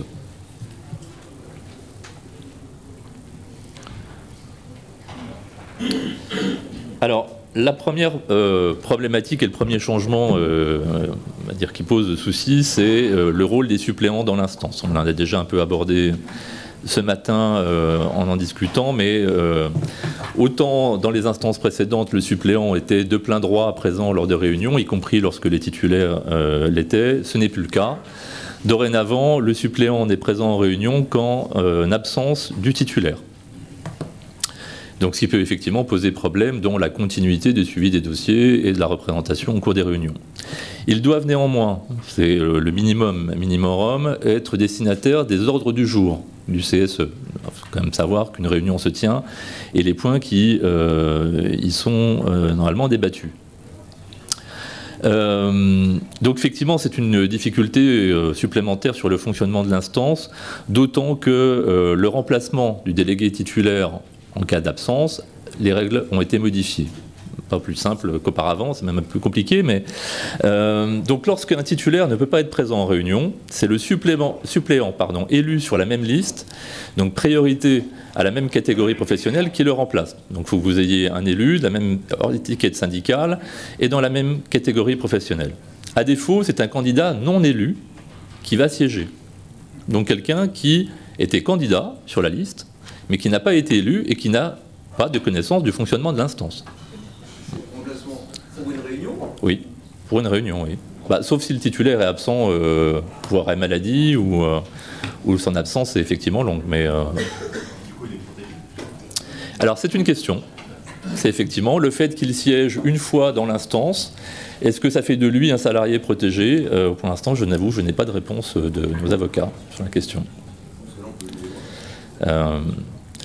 Voilà. Et donc, si vous n'avez pas de candidat non élu de la même liste qui peut suppléer au titulaire, c'est un suppléant élu d'une autre liste électorale, donc d'une autre étiquette syndicale, qui va le remplacer. Donc, inutile de vous dire qu'il faut être donc très vigilant sur la présence des titulaires en réunion. En cas d'absence, dans la mesure du possible, organiser la suppléance pour éviter, lorsque vous avez des majorités courtes dans le CSE, de voir des majorités basculer, notamment pour des réunions où vous avez des rendus d'avis à rendre. Voilà, donc ça nécessite un petit travail, j'allais dire quasi RH, mais de gestion de la présence des élus. Non, je précise que comme on est quand même juste sur le timing et que le meilleur moyen c'est de pouvoir dérouler, on va vraiment cette fois-ci garder les questions, même celles de Michel, pour la fin de la partie. Non, même celle de Michel. Bon, mais on retient quand même, vous avez des questions. Ouais. Deuxième évolution qui effectivement va poser souci, c'est ce dont on a parlé juste avant la pause, l'histoire des 3 mandats successifs maximum. Hop. Voilà. Donc cette limitation, c'est bien, on l'évoquait tout à l'heure, c'est bien 3 mandats électifs. Hein, c'est bien ce qui est indiqué, successifs, et quelle que soit la durée des mandats. Donc on a mis ici les mandats évidemment CSE et CCSE. Cette limitation ne vaut pas pour les entreprises de moins de 50, et vous pouvez y déroger par accord pour les entreprises dont les effectifs sont compris entre 50 et 300. Par contre, pour les entreprises de plus de 300, donc pour moi, aujourd'hui, à ma connaissance, il n'y a pas de possibilité d'y déroger. Donc ça vous invite aussi à réfléchir évidemment sur la durée des mandats. 2, 3, 4 ans, fonction aussi de ce que vous connaissez de la pérennité de la structure de votre entreprise. Si votre entreprise a des périmètres qui bougent tout le temps, est-ce que vous ne risquez pas d'avoir des instances qui, au bout de 2 ans, sont effectivement réduites à leur plus simple expression? Donc c'est vraiment quelque chose auquel il faut réfléchir à la fois en termes, j'imagine, de susciter des vocations et des intérêts pour des nouveaux candidats, à la fois tenir compte d'une certaine stabilité qui serait souhaitable du dialogue social avec des gens qui ont le temps de se former, et en même temps, effectivement, d'instances qui ne soient pas, à un moment donné, pour des raisons de modification de périmètre, ou tout simplement, effectivement, d'évolution professionnelle des gens qui quitteraient l'entreprise, avec des instances où vous n'avez plus le nombre d'élus présents, alors que vous aviez effectivement un certain nombre de sièges qui vont rester vacants. Alors, donc, quand je parlais de 3 mandats successifs, donc ne sont pas pris en compte dans ces mandats les mandats de DS, les mandats de RS et surtout, on l'évoquait tout à l'heure, les mandats de représentants de proximité. C'est pour ça que ça peut être aussi, le représentant de proximité, une solution temporaire alternative pour permettre à quelqu'un de rester avec un statut de salarié protégé et de rester quand même effectivement d'activité syndicale le temps qu'il reprenne un mandat électif au cycle électoral suivant.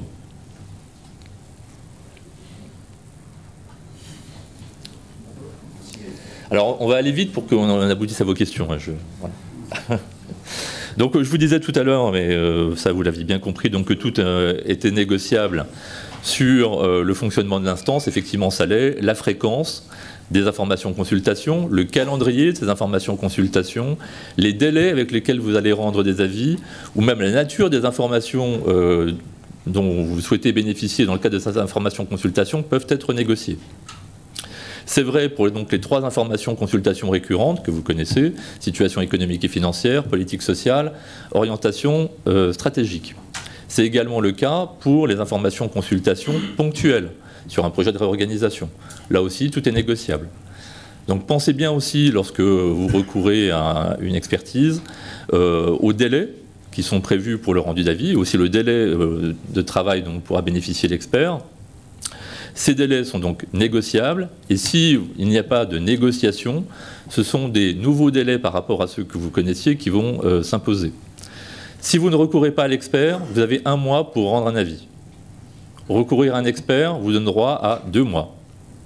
Et si vous avez un CSE central et un CSE d'établissement, là vous passez à 3 mois. Je vous rappelle que jusqu'à présent, il y avait le CHSCT qui pouvait être impliqué dans l'information consultation et qui de facto conduisait à un délai supplémentaire allant à 4 mois. Cet élément-là, de fait de la suppression du CHSCT, a donc disparu. Néanmoins, au-delà de cette problématique des délais, toutes les prérogatives dont disposait le CE en matière d'obligation d'information-consultation restent valides. Je vais juste revenir sur le point d'avant, excuse-moi. Donc vous devez quand même disposer d'un délai d'examen suffisant et d'informations précises et écrites de l'employeur. J'insiste là-dessus, hein, précises et écrites. L'employeur doit vous rendre compte, en la motivant, des suites qui sont données à vos vœux et à vos avis. Donc là aussi, on a toujours tendance à se dire on va rendre un avis à la fin de l'information consultation. Rien ne vous empêche, pendant la procédure d'information consultation, de produire des vœux auxquels l'employeur peut être amené à répondre. Alors, vous pouvez le faire tous les ans, mais là vous les informez consulter annuellement 3 fois, donc vous allez faire 3 vœux. Voilà. Et si vous n'avez pas l'information dont vous disposez, vous avez toujours la possibilité de recourir donc, au TGI pour les obtenir. C'est pour ça que je vous évoquais tout à l'heure le fait de simplement, en début de réunion, nommer quelqu'un en situation de pouvoir rester en justice le cas échéant. Puisque les délais sont courts. Hein. pour l'infoconsulte. Donc il faut qu'effectivement le délai dans lequel le juge est saisi, même si lui-même a un délai de 8 jours pour vous répondre, je vous le dis, c'est rarement le cas, ne conduise pas à ce que la décision du juge intervienne après le temps d'information-consultation. Et peut-être préciser et rappeler que les délais d'information-consultation se lancent quand vous avez le niveau d'information nécessaire pour vous porter un jugement. Parce qu'on a de plus en plus, je trouve qu'il y a une espèce de mouvance, de direction qui ouvre les informations-consultations comme ça, et même parfois sans même donner d'informations, en disant tiens, aujourd'hui on a ouvert la politique sociale, vous avez encore 2 mois. Non, il faut qu'il y ait quand même, vous ayez reçu les documents pour lancer cette information-consultation, que ce soit pour les informations-consultations récurrentes ou ponctuelles.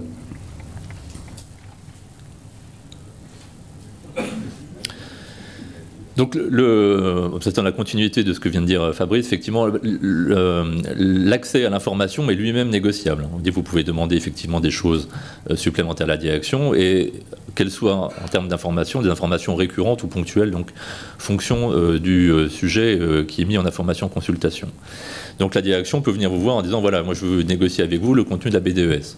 Et souvent, le contenu de la BDES se pose en matière de niveau d'information. Est-ce que j'ai de l'information au niveau du groupe, au niveau de l'entreprise, de l'établissement? Donc là aussi, faites attention pour obtenir l'information qui vous est vraiment nécessaire pour pouvoir rendre un avis éclairé et motivé, puisque ce sont les termes du Code du travail à l'issue de l'information-consultation. Il n'y a pas eu de modification par les ordonnances là-dessus, cette possibilité de négociation existait déjà, mais on sent quand même, côté employeur aussi, une volonté quand même de rationaliser l'information qui vous est transmise en produisant moins de documents et en vous disant maintenant c'est dans la BDES, vous n'aviez qu'à regarder. Donc là aussi, faites attention, les délais, effectivement, maintenant ne courent plus à partir du moment où vous avez une information qui vous est remise en main propre le jour de la première réunion. C'est au moment de la mise à jour de la BDES que les délais courent. Donc là aussi, si vous avez des BDES, demandez systématiquement à avoir une alerte sur votre adresse mail pour avoir une information sur la mise à jour. Ça va être moi. C'est mon téléphone, excusez-moi. Je vais mettre sur vibre. Voilà. La seule modification qui a été apportée par les ordonnances, c'est sur le support informatique qui maintenant est devenu obligatoire pour les entreprises donc de plus de 300 salariés.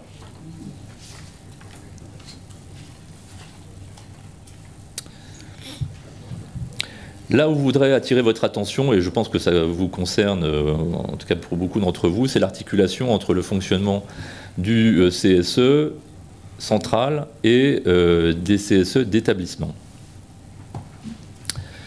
Puisque maintenant, dorénavant, le CSE central est le seul consulté sur les projets qui sont décidés au niveau de l'entreprise, dès lors qu'il n'y a pas de mesures spécifiques qui sont prévues pour les établissements qui peuvent le composer. Donc c'est à ce niveau-là que vous allez avoir l'information-consultation, c'est à ce niveau-là que vous allez avoir la possibilité ou non de procéder à une expertise. Et donc c'est souvent la difficulté, c'est que les budgets de fonctionnement sont décidés au niveau des CSE d'établissement, et le CSE central n'a aucun moyen. Donc réfléchissez bien à l'articulation, y compris sur les moyens dévolus entre ces différentes instances, pour vous assurer que si effectivement donc, il y a des informations, consultations qui se passent au niveau central, le CCSE ait aussi éventuellement des moyens pour diligenter une expertise qui pourrait éventuellement, ou même recourir à un avocat, donc recourir à des prestataires et des experts, en dehors même parfois du cadre légal, puisque le CCSE pourrait très bien nommer une expertise libre le cas échéant. Donc il est possible de signer un accord entre les CSE d'établissement et le CCSE sur les moyens qui vont être répartis entre ces différentes instances. Sinon, quelques éléments complémentaires. À la différence du CSE, où vous n'avez plus de secrétaire et de trésorier adjoint. Au sein du CSE, il y a maintenant, en termes de poste, un secrétaire, un trésorier. Le CCSE, vous pouvez avoir un secrétaire et un secrétaire adjoint qui aura pour attribution la commission santé, sécurité, conditions de travail. Les délais de transmission des ordres du jour n'ont pas changé pour le coup. Les CCSE, vous devez avoir des ordres du jour qui vous sont transmis 8 jours avant, alors que les CSE, c'est 3 jours avant.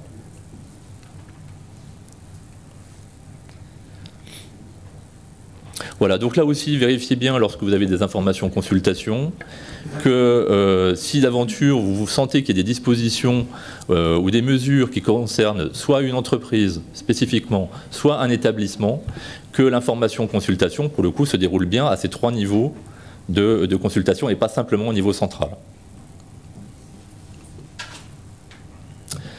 Voilà, là on vous a indiqué en résumé ce qui nous semble être les points en tout cas essentiels à négocier, à discuter avec votre direction sur le fonctionnement du CSE. Bon, je vous laisse le découvrir, je ne vais peut-être pas les détailler ici. Quelques éléments néanmoins sur les PV de réunion, puisque ça c'est une obligation qui pèse sur le secrétaire de l'instance. Donc vous pouvez effectivement négocier les délais de transmission. Sachez qu'aujourd'hui l'obligation c'est de les transmettre dans les 15 jours.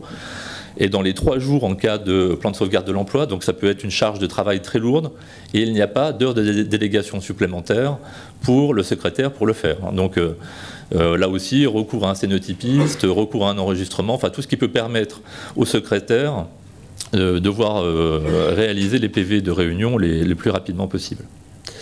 Et puis sur le recours à la visioconférence, là aussi, faites attention.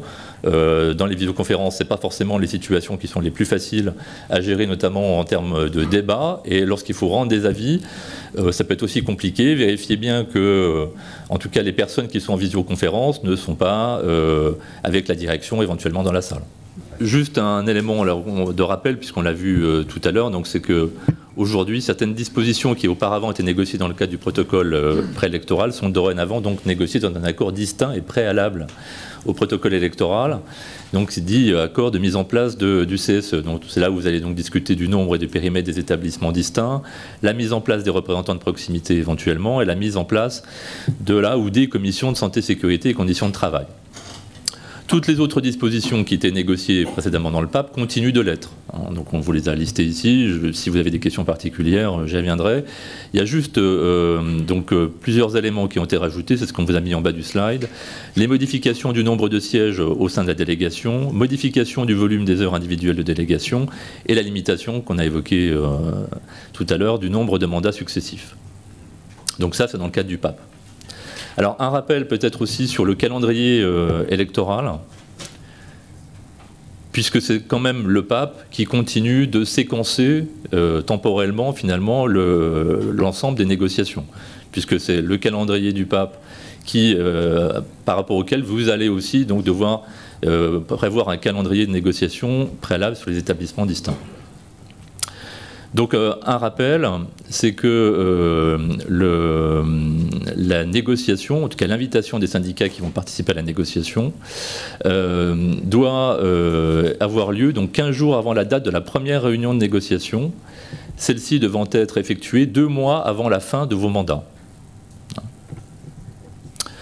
La première réunion de négociation du PAP, donc on l'a évoqué aussi tout à l'heure, vous savez que ça réunit pour le coup autour de la table des organisations syndicales qui ne sont pas forcément présentes dans l'entreprise. Donc, évidemment, il y a les organisations syndicales représentatives, celles qui ne le sont pas mais qui ont éventuellement pu nommer un RSS, et puis donc toutes les autres organisations syndicales qui sont représentatives au sens présentes depuis au moins 2 ans, répondant aux critères d'indépendance et de respect des règles républicaines sur le champ de l'entreprise, tant sectoriel que géographique. Donc vous pouvez avoir autour de la table des organisations syndicales qui ne sont pas forcément donc présentes dans l'entreprise. Et puis donc des modalités de signature du protocole qui en fait son sel, qui sont parfois donc différentes puisqu'on l'a évoqué tout à l'heure. Certaines dispositions font l'objet d'une nécessité d'une double majorité.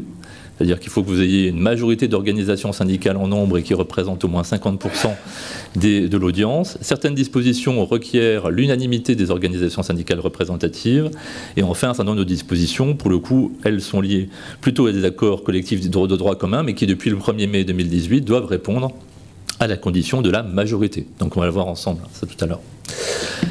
Donc première négociation du PAP, donc 30 jours avant l'élection. La négociation du PAP et puis la présentation des listes électorales.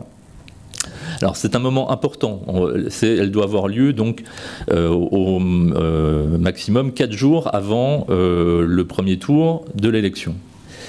rien ne vous empêche de le demander à la direction dès la première réunion de négociation. Pourquoi? C'est que dans la liste électorale, vous allez avoir effectivement la répartition hommes-femmes par collège.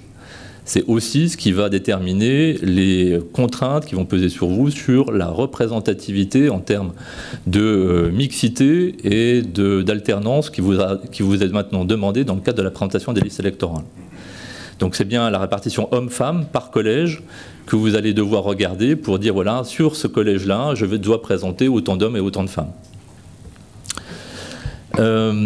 Évidemment, donc le jour de vote de l'élection, le jour du vote pardon du premier tour, là aussi il faudra voir donc si le vote se déroule sur un seul jour ou sur plusieurs jours. Hein. Vous savez qu'avec le vote électronique maintenant c'est possible de l'étendre sur la période électorale sur plusieurs jours. Et puis donc c'est à ce jour-là que va être déterminé l'audience syndicale. Il faut bien que vous ayez en tête que c'est le résultat au premier tour qui va déterminer votre audience. Et donc s'il n'y a pas le quorum atteint, évidemment, on met en place un deuxième tour, ou s'il existe encore des sièges à pourvoir. Bon après, voilà, il n'y a rien de spécifique, en tout cas d'éléments qui ont été modifiés, mais je tenais à vous rappeler un peu ces règles qui effectivement donc séquencent un peu le processus électoral et de facto aussi le processus de négociation donc sur les établissements distincts et éventuellement sur les moyens du CSE. Si je peux te permettre, ils vont clamer la candidature. Oui, on n'a pas pu tout mettre, tu as vu le slide est déjà commencé, mais oui, il y a le dépôt des listes, ça on l'a mis, oui, ça on l'a mis. Ouais. Voilà, là aussi dans le cas de l'élection, enfin, c'est toujours un processus, surtout quand ça a lieu tous les 4 ans, qu'on oublie un peu quand on a, voilà, on l'a fait une fois, puis après, 4 ans après, on doit s'y remettre. Aussi bien penser à trouver des gens qui participent non seulement au dépouillement, mais aussi à la surveillance des bureaux de vote. Ouais, les scrutateurs. Ils ont droit à des formations. Ouais.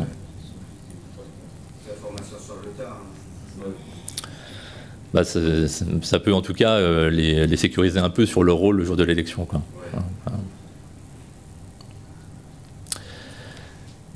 Donc voilà, là on vous a mis donc, les dispositions qui requièrent donc l'unanimité des organisations syndicales représentatives dans le cadre du PAP pour qu'elles puissent être mises en place. Donc c'est évidemment le nombre de collèges électoraux et la composition des différents collèges. Donc là, on vous a rappelé les règles existantes. Donc ces règles générales, c'est 2 collèges, sauf évidemment lorsqu'il y a au moins 25 ingénieurs et cadres qui, de facto, créent l'existence d'un 3e collège.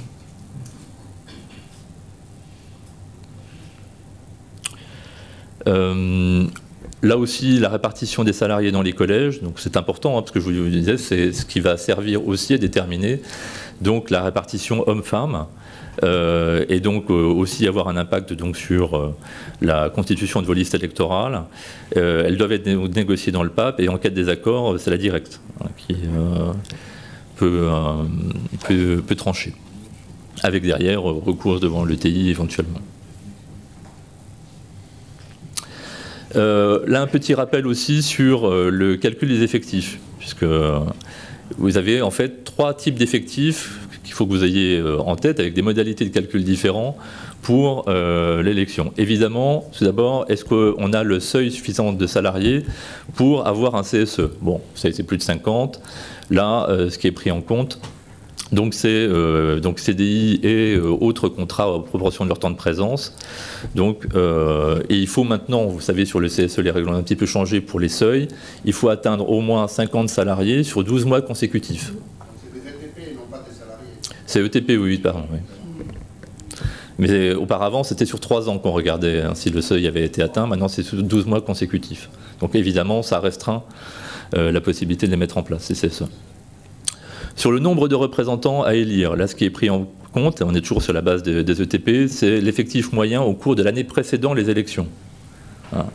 Donc normalement, votre entreprise est d'ores et déjà capable de vous dire si vous avez des élections cette année, le nombre de sièges que vous allez avoir dans l'instance, hors évidemment négociation, qui pourrait mettre en place des sièges supplémentaires. Enfin, le nombre des électeurs inscrits, donc ceux qui peuvent voter, là aussi, c'est un effectif qui est déterminé, mais à la date du premier tour de scrutin. C'est là où on détermine la liste électorale avec les électeurs qui peuvent voter. Voilà, alors on vous a mis après certaines situations qu'il faut avoir en tête, sur lesquelles on peut avoir parfois des doutes, sur est-ce qu'ils sont pris en compte ou non dans les seuils d'effectifs. Donc voilà, je vous laisse aussi en prendre connaissance. Mais, donc on ne prend pas par exemple en compte les salariés qui remplacent des salariés par exemple qui sont en arrêt maladie. Le remplacement fait que de facto, ils sont exclus du décompte.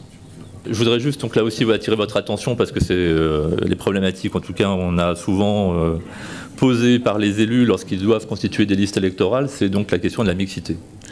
Donc c'est bien ce qui vous est demandé lorsque vous devez constituer votre liste, c'est une proportionnalité de répartition par sexe en fonction de la répartition présente dans le collège dans lequel vous présentez la liste, avec une alternance homme-femme ou femme-homme.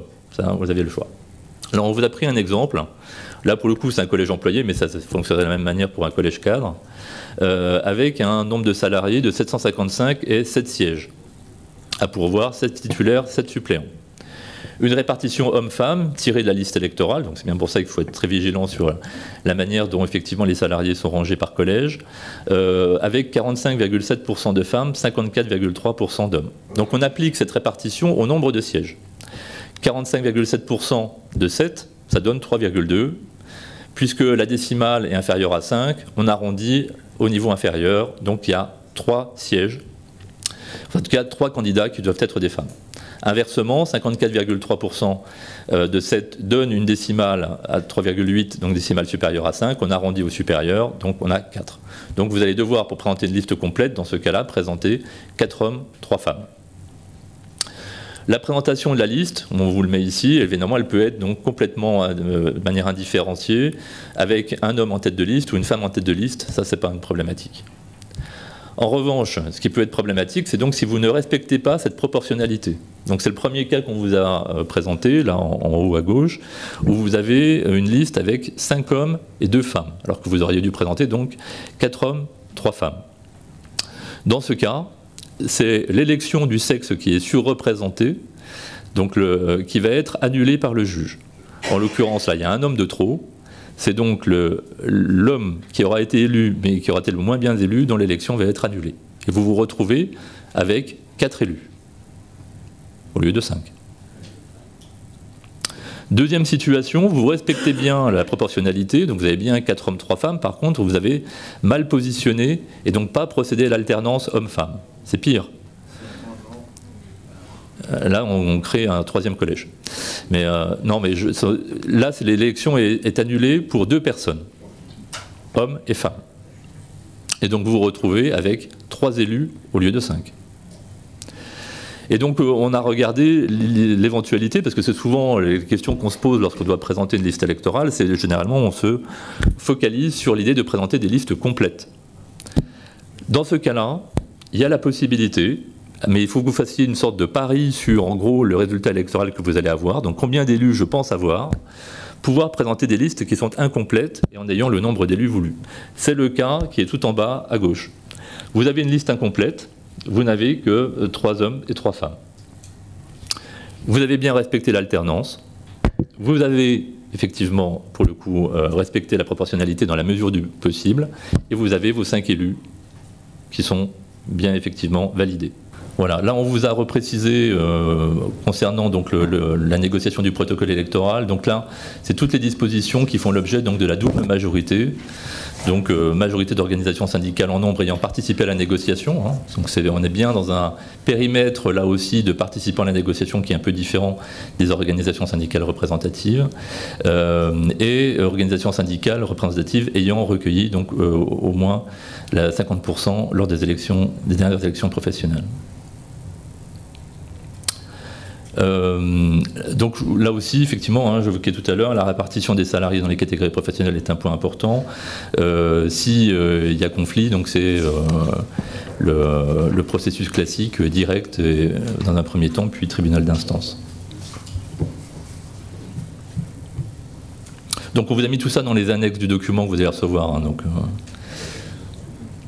Voilà. Et puis là, c'est un petit résumé sur les dispositions les plus importantes, savoir ce qu'il est obligatoire de négocier dans le cadre du PAP et les conditions de majorité qui vont avec. En l'occurrence, donc modalité d'organisation et déroulement des élections, répartition des sièges entre catégories professionnelles, répartition des sièges entre établissements et collèges. Tout ça est donc une obligation de négociation avec une majorité requise qui est celle de la double majorité. Et puis, modification du nombre de sièges et collèges électoraux, c'est une possibilité avec majorité requise, soit cette double majorité, soit l'unanimité. Je vais laisser Fabrice conclure sur la présentation et puis après on prendra vos questions.